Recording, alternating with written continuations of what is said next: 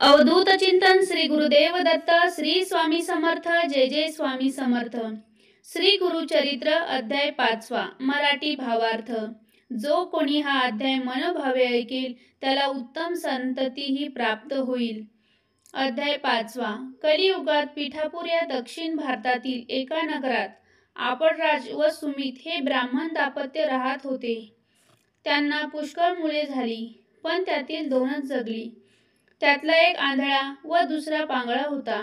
आपल्याला कुळाचा उद्धार करणारा सद्गुणी मुलगा हवा ही त्या दाम्पत्यांची फार इच्छा होती। एकदा त्या ब्राह्मणाकडे पितृश्राद्ध होते। भोजन तयार होते। ब्राह्मण अजून जेवायचे होते। तेवढ्यात भिक्षुकाच्या वेशात दत्त महाराज तेथे भिक्षा मागायला आले। तेव्हा सुमितेने त्यांना भिक्षा घातली व नमस्कार केला। दत्ताने त्यावेळी सुमितीला माथे जननी असे म्हटले व इष्टकामना पूर्ण होतील तेव्हा काय पाहिजे ते माग असे सांगितले। सुमती म्हणाली, तुम्हीच पुत्ररूपाने माझ्या पोटी जन्म घ्या व आमचे दैन्य दूर करा। तथास्तु असा आशीर्वाद देऊन दत्त म्हणाले, जो पुत्र तुम्हाला होईल त्यांच्या मनासारखे होऊ द्या। त्याच्यावर तुमचे सांगणे लादल्यास तो निघून जाईल। नंतर भिक्षुक तेथेच अदृश्य झाला। सुमितीने घडलेला सर्व प्रसंग आपल्या पतीला सांगितला। ब्राह्मण भोजनाआधी भिक्षुकाला अन्नदान दिले म्हणून पतीची क्षमा मागितली। तिचे बोलणे ऐकून ब्राह्मणाच्या मनाला संतोष झाला। तो म्हणाला, पतिव्रते, हे तू चांगले केलेस, त्यामुळे माझे पितर तृप्त झाले। पितरासाठी म्हणून आम्ही कर्म करावे व ते विष्णूला अर्पण करावे।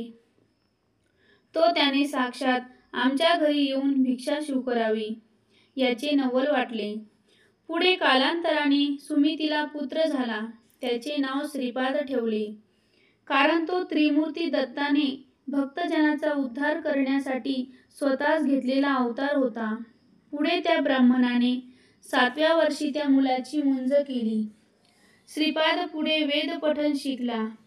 मीमांसा, तर्क इत्यादी शास्त्रांचे तो सविस्तर विवरण करू लागला। आचार धर्म, व्यावहारिक धर्म, प्रायश्चित्ताचे प्रकार हे सर्वांना सांगू लागला।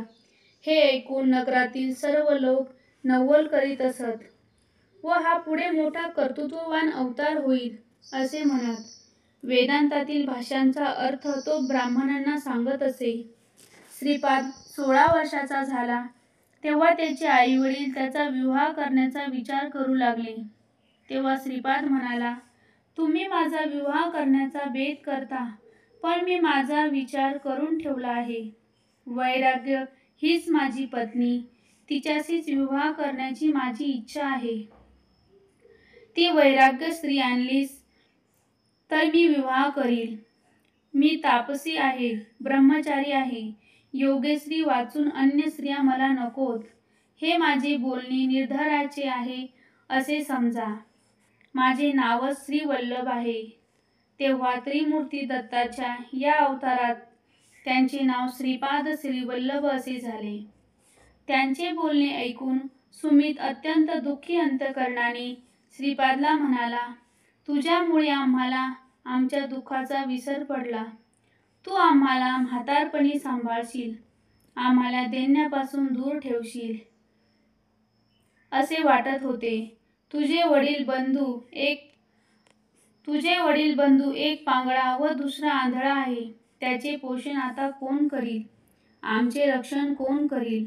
आईचे बोलणे ऐकून श्रीपादाने त्या दोन्ही भावंडांकडे अमृतमय दृष्टीने पाहिले। तो काय, त्याचे वैगुण नाहीसे झाले व पांगळाही पाय, आंधळ्यालाही दृष्टी प्राप्त झाली।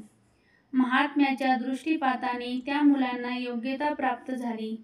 तत्क्षणी त्या वेद, शास्त्रे, व्याकरण वगैरे सर्व अवगत झाले। दोघेजण आम्ही कृतार्थ झालो असे म्हणत त्यांच्या पाया पडले। वंशात अखंड संपत्ती, सुख व विद्या नांदेल असा आशीर्वाद देऊन तो साधू लोकात दीक्षा देऊन त्यांचा उद्धार करण्यासाठी उत्तरेस बद्रिकाश्रमात गेला। व नारायणाची भेट घेतली. भेट घेऊन त्याने आपले अवतार कार्य निश्चित केले. 5वा अध्याय समाप्त. अवधूत चिंतन. श्री गुरुदेव दत्त. श्री स्वामी समर्थ. जय जय स्वामी समर्थ.